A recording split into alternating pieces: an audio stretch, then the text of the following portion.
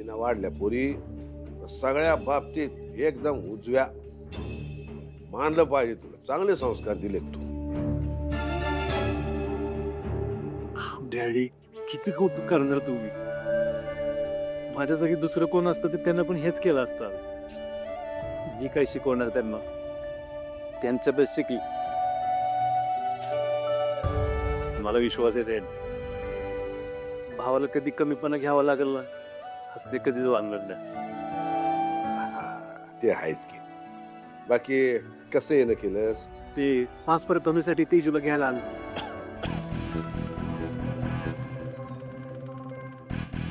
अहो काय दाजी तुम्ही पण नुसती येन जा जा.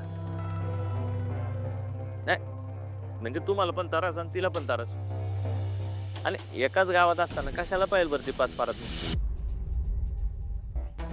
त्यात कसं झालं त्रास, ही रीतच आहे ना आपली. आणि तिकडे त्या पुरी पण वाटत बघतात अख्खं त्या घरी येते.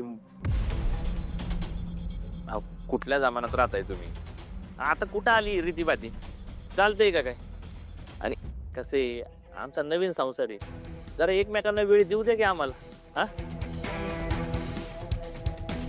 आता इतके दिवस होती की आता तुमच्याच घरी होती ना ती. चिरंजीव, आम्ही तुमची घालमेल समजू शकतो. करावं लागते सगळं. माहेरी गेले तर माझ्या जखमा दिसतील कोणाला ना कोणाला. मग त्यांच्या प्रश्नांची मी काय उत्तरं देऊ. आणि दादाला कळलं तर नाही, नको. त्यापेक्षा मी जातच नाही. हा, हेच योग्य ठरेल. दादा, मला नाही जमणार यायला.